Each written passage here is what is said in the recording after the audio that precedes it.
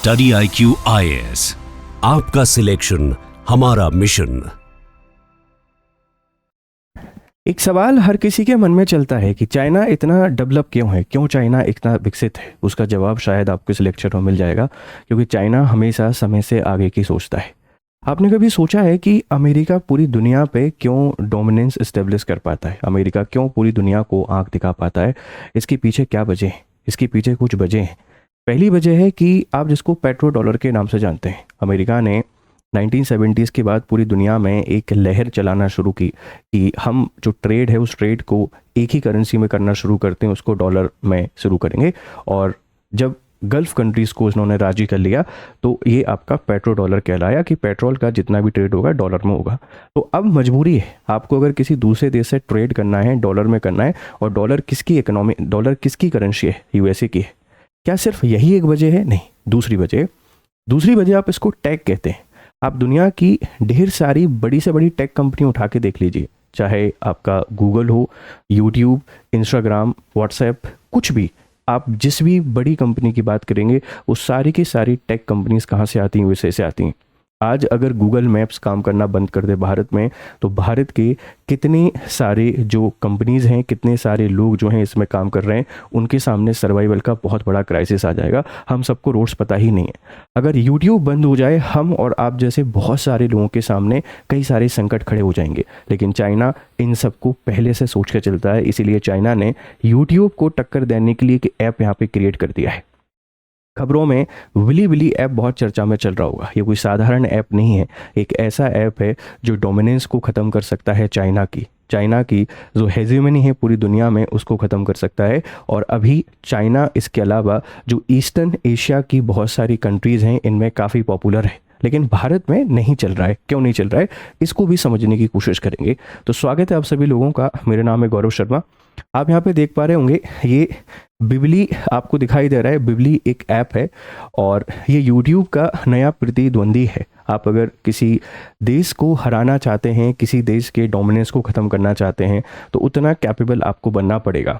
जैसे एक 50 kg का व्यक्ति अगर 200 kg के व्यक्ति को कुश्ती में हराना चाहता है, तो उसके पास दो चीज़ें होनी चाहिए।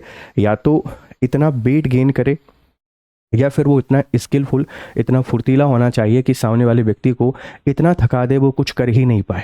आप सोचें कि बिना किसी स्किल के 50 kg का 200 kg व्यक्ति को हरा देगा, तो ये सिर्फ और सिर्फ एक हसीन ख्वाब है जो शायद कभी पूरा नहीं हो सकता।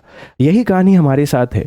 भारत चाहता है पूरी दुनिया को डोमिनेंस करना, भारत चाहता है पूरी दुनिया में अपना रूल एस्टेब्लिश करना, लेकिन हम बेसिक चीज़ों पे भी काम नहीं करना चाहते। हम इस देश को करप्शन फ्री नहीं बनाना चाहते, जबकि सबको पता है कि करप्शन इस देश के विकास की सबसे बड़ी अड़चन है।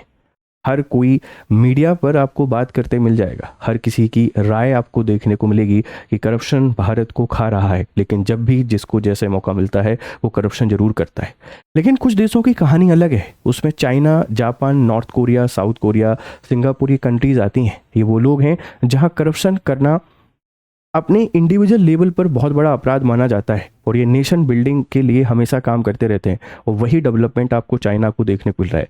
चाइना ने 1960s में इस बात को समझ लिया था कि आगे पूरी दुनिया को रूल करना है तो हमको मैन्युफैक्चरिंग का हब बनना पड़ेगा। आज ऐसी कौन सी चीज़ है जो चाइना में नहीं बनती है? हर चीज़ आपको चाइना में देखने को मिल जाएगी। अब चाइना को समझ में आ गया है कि आगे आने वाले समय में पूरी दुनिया पे अगर आपको रूल करना है तो टेक रेवोल्यूशन आपको लेके आनी पड़ेगी, और उसी का एक एग्जाम्पल आपको बिबली ऐप देखने को मिल सकता है। क्या ये आज बना है? नहीं, आज नहीं बना है। ये काफ़ी लंबी कहानी है। 1 दशक की इस ऐप की यात्रा है, और 1 दशक में आज ये काफ़ी फेमस हो चुका है और न्यूज़ में चर्चा में भी है। और इतनी चर्चा में है, बहुत सारे लोग इसको YouTube का रिप्लेसमेंट यहाँ पे मानने लगे हैं। तो इसके थ्रू चाइना फिर USA को चैलेंज कर रहा है। 2025 में टैरिफ वॉर के बाद शुरू हुई ये लड़ाई को चाइना ने थोड़ा ज़्यादा सीरियस ले लिया है, और USA को हर मोर्चे पर अब टक्कर देने तैयार है। चाहे वो रसिया से ऑयल परचेस करने की बात हो, ईरान से ऑयल परचेस करने की बात हो, या वेनेजुएला से ऑयल परचेस करने की बात हो, चाइना कभी पीछे नहीं हटा है। हालांकि वो बात अलग है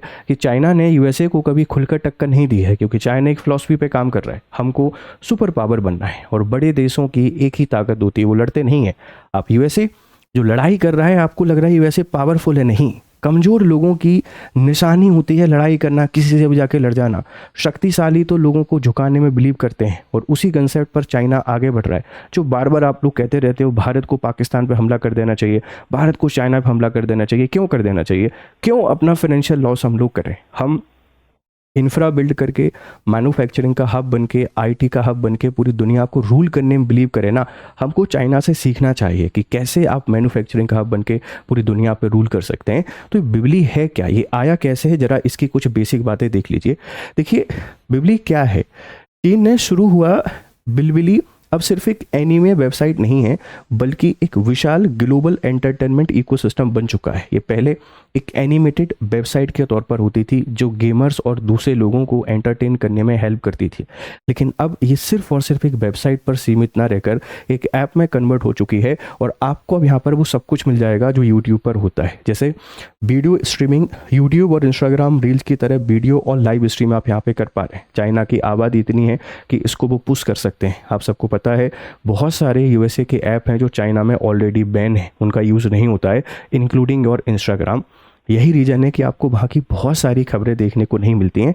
तो ये अब उनको यूट्यूब और इंस्टाग्राम का काम कर रहा है। ये किसको रिप्लेस करेगा? यूट्यूब को, इंस्टाग्राम को। दोनों कहाँ की कंपनियाँ हैं? दोनों कंपनियाँ यूएसए की हैं, इस बात को ध्यान रखना।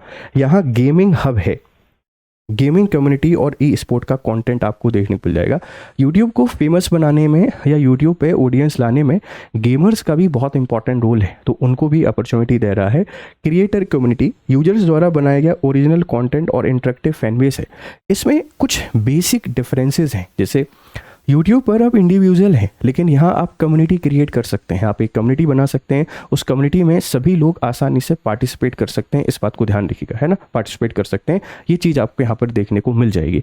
इसी के साथ में आप कुछ देखें कि इसकी शुरुआत कैसे होती है। ये सवाल हर किसी के मन में चलता है कि सर इसकी शुरुआत कैसे हुई। तो बच्चे शुरुआत होती है जून 2009 में। ECG anime comics games community की शुरुआत हुई। जनवरी 2010 आधिकारिक रूप से इसको विलविली या चीन में बी साइट नाम दिया गया, और आज वर्तमान में टेक, म्यूजिक, लाइफस्टाइल, ज्ञान और फैशन के साथ ग्लोबल इसको लॉन्च कर दिया है। शुरुआत बहुत छोटी सी होती है हर किसी चीज़ की, लेकिन आगे जाके एक बहुत बड़े स्तर पर काम करना शुरू कर देता है। यही जो बिलबिली है, इस बिलबिली ऐप के द्वारा किया गया है। अब इसके बहुत सारे फ़ायदे आप लोग देख सकते हैं।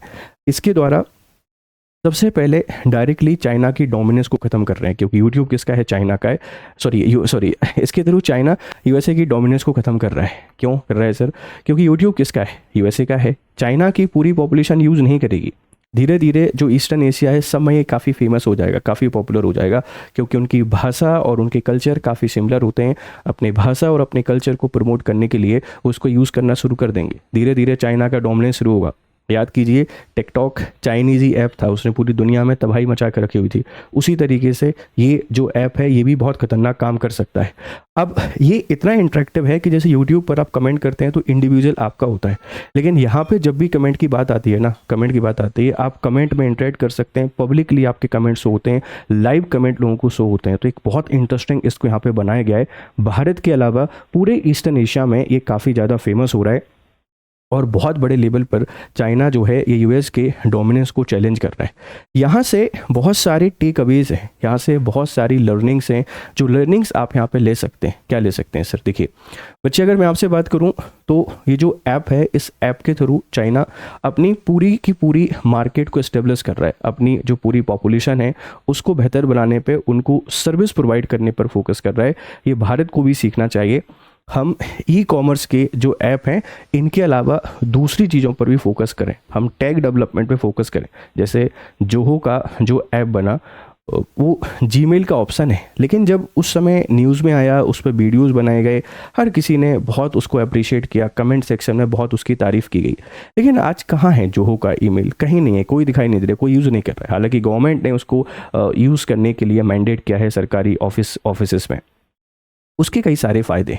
पहले आप अमेरिका के डोमिनेंस को ख़त्म कर पा रहे हैं। दूसरा, बहुत सारा रेवेन्यू जनरेट होकर यूएसए में जाता है, वो आपके देश में रुकेगा। तीसरा, जो सबसे इंपॉर्टेंट है, डेटा की प्रिवेसी। डेटा इतना बड़ा पावर टूल है, आने वाले समय में वो आपके यहाँ पे ही स्टोर होता है, यूएसए के पास नहीं जाता है, जिसको मैनिपुलेट करके पूरी दुनिया में वो जो कुछ भी करना चाहे कर सकता है। तो एक बहुत शानदार कदम है, भारत को भी सीखना चाहिए, भारत को भी ऐसे इनिशिएटिव यहाँ पर लेके आना चाहिए। भारत की बहुत सारी जो बड़ी कंपनीज इनको सोचना चाहिए। लेकिन दिक्कत क्या है, हम लोग R&D पे काम नहीं करते। हम लोग जो चल रहा है परंपरागत, उसी में कुछ हेर फेर करके काम करने की कोशिश करते हैं। इतना सारा पैसा, इतनी सारी कंपनीज हैं, आप जो चाहें बदलाव लेके आ सकते हैं, लाने की कोशिश जरूर करनी चाहिए। आपको क्या लगता है? आपकी सुझाव हमको यहाँ पे जरूर दीजिएगा।